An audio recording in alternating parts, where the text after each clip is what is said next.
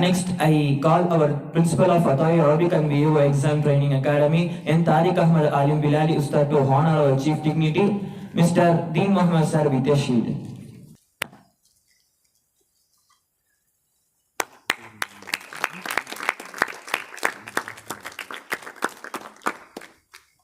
At next, I invite our chief dignity, advocate in Uttamapalayam Training District, Mr. M.R. Deen Muhammad, MTMBL Sir. Sir, please give some words to us. Assalamu alaikum warahmatullahi ta'ala wabarakatuh. Wa alaikum salam warahmatullahi wabarakatuh. இந்த அதிகாலை பொழுதுல இளமையான வயதுல இந்த கடுமையான குளிர்ல புத்துணர்வோட இங்க அமர்ந்து உங்களுடைய மிடுக்கான உடை, மிடுக்கான தோற்றம் ஒவ்வொருமே பார்க்கும்போது எல்லாமே பாசிட்டிவாவே இருக்கு. அன்பு சகோதரர் அப்பாஸ் இந்த மாதிரி அதாயி அரபிக் கல்லூரியில் ஒரு மோட்டிவேஷன் ப்ரோக்ராம் இருக்கு, நீங்க வரணும்னு சொல்லும்போது நான் ஏதோ சாதாரணமாக நினைச்சு தான் நான் வந்தேன். உங்க கல்லூரியுடைய முதல்வரை கடந்த ஒரு மாதத்துக்கு முன்பு உத்தமபாளையம் ஹல்லிக்மா மெட்ரிக் ஸ்கூல்ல ஆண்டி விழாவும் போது சந்திச்சுக்கிட்டோம், பட் பேசிக்கிட்டதில்லை. இதனுடைய நிகழ்வு என்னன்னு சொன்னா, ஒவ்வொன்றா இன்ச் பை இன்ச்சா வாட்ச் பண்ணும்போது ஆங்கிலத்தில் புலமை வாய்ந்த அன்பு சகோதரர் ஒருத்தர் ஸ்பீச் கொடுத்தாரு. அருமையா அந்த மோட்டிவேஷன் ஸ்பீச் அருமையா கொடுத்தாங்க. அதே மாதிரி டிப்ரெஷனை பத்தியும் தெளிவா சொன்னாங்க. அதுக்கடுத்து தமிழ்ல ஒருத்தர் ஸ்பீச் கொடுத்தாங்களே, நான் அதுக்கு அவர் சொன்னதுக்கு பிறகு நம்ம என்ன சொல்ல வர்றோன்ற விஷயமே எனக்கே மறந்துடுச்சு. ஸோ எல்லாமே அவரே சொல்லிட்டார். ஒரு இளமையான வயதுல ஒரு அனுபவமிக்க ஒரு பேச்சாளர் எப்படி பேசணுமோ, எந்த வித துண்டிச்சீட்டுமே இல்லாம எந்த வரமான மாணவர்கள் எந்த அளவுக்கு மோட்டிவேட் பண்ண முடியுமோ அந்த அளவுக்கு ஒரு தெளிவான உரை, ஒரு தெளிவான கதை, மனசுல நிக்கிற மாதிரி ஒரு கதை. ஸோ அந்த அளவுக்கு உங்க அத்துணை பேர்களையும் ஒரு உத்வேகத்தோட ட்ரெயின் அப் செஞ்சிருக்க இந்த நிர்வாகத்துக்கு நான் மனமார்ந்த நன்றியை தெரிவிச்சுக்கிறேன். ஏன்னா இன்றைய அசாதாரணமான சூழ்நிலையில இஸ்லாமியன் என்று சொன்னாலே நம் மீது, நம்முடைய பெயர் மீது வித்தியாசமான ஒரு பார்வை விழுகின்ற இந்த சூழ்நிலை, மார்க்க கல்வியும் உலக கல்வியும் தெளிவான முறையில், தெளிவான சிந்தனையில் கொடுக்கக்கூடிய விஷயம் அப்படின்றது பெரிய நல்ல ஒரு அருமையான ஒரு விஷயம். ஏன்னா எங்களுடைய வயதுகளில் இந்த மாதிரியான விஷயங்கள்லாம் இல்லை. ஏன்னு சொன்னா மதரசாக்கு ஓத போவாங்க, அது மட்டும். சிலர் என்னுடைய உறவினர்கள் கிட்டத்தட்ட ஒரு 36 பேர் ஆலிமா இருக்காங்க, போடிக்கு அருகாமையில் இருக்கக்கூடியவங்க. பட் அவங்க எல்லாமே என்ன சூழல்ல போனாங்கன்னு சொன்னா, சாப்பாட்டுக்கே வழி இல்லாம, இதை நான் உங்களோட பகிர்ந்துக்கிறேன், அவங்களுக்கு சாப்பாட்டுக்கே வழி இல்லாம குடும்ப கஷ்ட சூழல்னால, குடும்பத்துல உணவு எதுவுமே இல்லை, குடும்ப கஷ்ட சூழல்னால வேற வழியே இல்லாம தன்னை ஏதாச்சும் நம்ம வாழ்வாதாரத்தை உருவாக்கிக்கணும்ன்றதுக்காகவே மதரசாவுக்கு போய், இப்ப நான் ஆலிம்சா கோயம்புத்தூர் இந்த மாதிரி தமிழ்நாட்டில் இருக்கக்கூடிய எல்லா ஊர்கள்லயுமே மிகப்பெரிய ஆளுமை மிக்க ஆலிம்சாவா இருக்காங்க. ஏன்னா அவங்களுடைய ஆரம்ப காலத்துல நாங்க பார்த்தது என்னன்னு சொன்னா அவங்களுடைய வறுமை. சோ அந்த காலங்கள்லாம் போயிடுச்சு.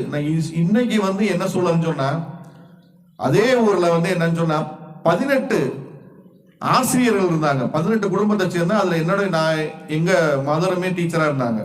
பட் ஆனா அந்த 18 பேரு உடைய குடும்பத்துல ஒரே ஒருத்தர் மட்டும்தான் அரசு வேலைக்கு போனாங்க.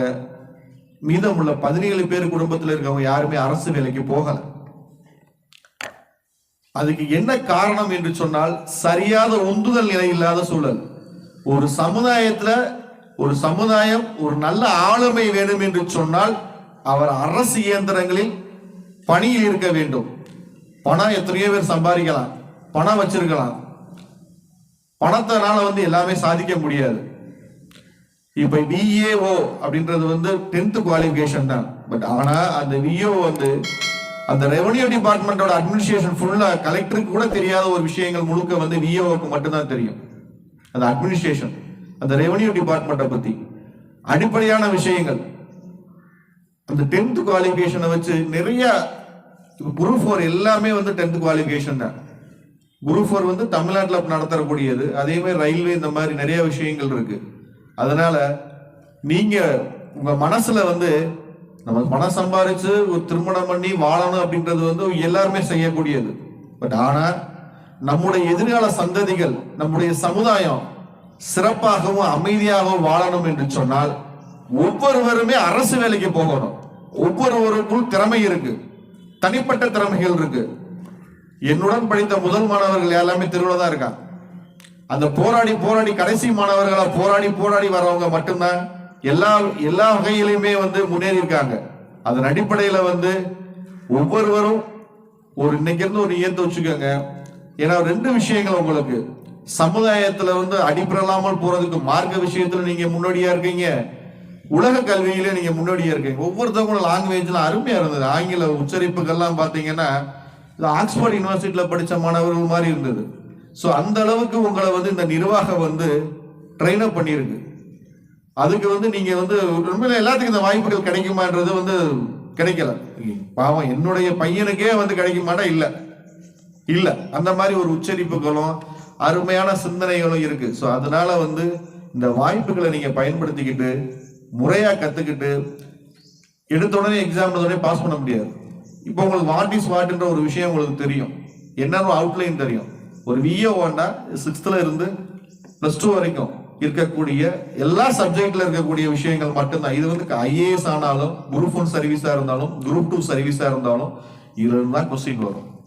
பிஓ மட்டும் இல்ல, இந்த ஃபண்டமெண்டல் விஓ மட்டும் அந்த சப்ஜெக்ட் என்ன இருக்கோ, நீங்க இந்த 6th இருந்து நீங்க என்ன படிக்கிறீங்க, லாங்குவேஜ்ல என்ன இருக்கோ, மேக்ஸ்ல என்ன இருக்கோ, சயின்ஸ்ல என்ன இருக்கோ, ஹிஸ்டரியில என்ன இருக்கோ, இது மட்டும் தான் இன்டெப்தா படிக்கணும், எலாபரேட்டா படிக்கணும், மக்கப் பண்ணி படிக்க கூடாது. ஓகேவா? ஏன்னா கதை கேட்கிறோம், அது இன்ச் பை இன்ச்சா, அதாவது ஒரு கொஸ்டின் எந்த மாதிரி கேட்பாங்க அப்படின்றது வந்து ட்விஸ்டேடு தான். உங்களை வந்து இந்த தேர்வுல வந்து ஜெயிக்க கூடாது அப்படின்றத கொஸ்டின் எடுப்பான். உங்களை ஜெயிக்க வைக்கணுன்றதுக்காக கொஸ்டின் எடுக்க மாட்டான். இருக்க எல்லாத்துக்கும் மேல கொடுக்க முடியாதுல்ல. சோ ஆனா அந்த சப்ஜெக்ட் வைஸா தான் எடுப்பான். அந்த சப்ஜெக்ட்ல நீங்க இன்டெப்தா நீங்க எந்த அளவுக்கு நீங்க வந்து புரிதலோட நீங்க படிக்கிறீங்களோ அதன் அடிப்படையில் நீங்க வந்து போட்டித் தேர்வுகளை வெற்றி பெற முடியும். அதனால இந்த வாய்ப்புகளை நிறைய பயன்படுத்திக்கிட்டு இருக்கக்கூடிய அனைத்து தேர்வுகளையும் நீங்க முன்னேறணும். ஒரு சின்ன கதை வந்து, ஒரு சின்ன குட்டி கதை. ஒரு பெரிய ராஜா அவருக்கு வந்து ஒரு விஷயத்தை வந்து டிக்ளேர் பண்றாரு. என்னன்னு சொன்னா, ஒரு அரண்மனையுடைய கதவுகளை வந்து யார் ஒருவர் வந்து தைரியமா திறந்துட்டாங்களோ, கையால திறந்துட்டாங்களோ, அவங்களுக்கு வந்து ஒரு சின்ன நாட்டுக்கு அரசராக நான் நியமிப்பேன் சொல்லி டிக்ளேர் பண்ணிடுறாரு. அப்ப பொதுமக்கள்லாம் கூடுறாங்க.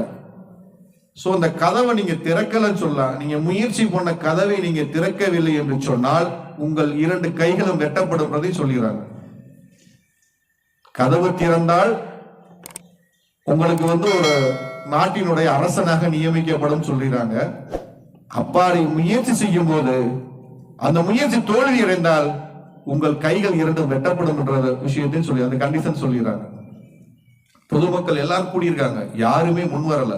நீ நான் சொல்லி ஒரே ஒரு இளைஞன் மட்டும் முன் வந்து நான் முயற்சி செய்கிறேன்னு சொல்லு. அந்த ஒட்டுமொத்த கூட்டமே அந்த இளைஞனை வந்து நீ அந்த முயற்சி செய்யாத அப்படின்னும் போது அந்த இளைஞன் சொன்னான், நான் முயற்சி செய்த போது என்னுடைய கைகள் முயற்சி செய்து வெற்றி பெற்றேன் என்று சொன்னால் நான் ராஜா, இல்லை என்று சொன்னால் என் 2 கைகள் மட்டும்தான் வெட்டப்படுமே தவிர என் உயிர் போகாதே என்று சொல்லி அவன் ஒரு வலிமையான முயற்சியோடு அந்த கதவை தட்டுகிறான். சாதாரணமாகவே திறக்குது. ஏன் சொல்றேன்னா, இந்த முயற்சி செய்யறதுனால சாதாரணமா, இது ஒரு கதைக்காக சொல்லப்பட்ட விஷயங்கள். முயற்சி செய்யறதுனால நம்ம எதையுமே இழந்துட போறதில்லை. சோ அந்த முயற்சிகள் இருந்தால் மட்டுமே வாழ்க்கையில முன்னேற முடியும். அதனால உங்கள் எல்லா வளமும் எல்லா நலமும் எல்லாம் வல்ல ஏக இறைவன் கொடுக்கும். இந்த வாய்ப்பை ஏற்படுத்தி கொடுத்த இந்த நிர்வாகிகளுக்கும் மற்றும் முதல்வர் அவர்களுக்கும் அன்பு சகோதரர் அப்பாஸ் அவர்களுக்கும் மீண்டும் முறை நன்றியை தெரிவித்து உங்களுக்கு சலாத்தை சொல்லி விடைபெறுகிறேன். அஸ்ஸலாமு அலைக்கும் வரஹ்மத்துல்லாஹி வபரகாத்துஹு. Wa alaikum salam wa rahmatullahi wa barakatuhu. Thank you, sir. Thank you for your speech.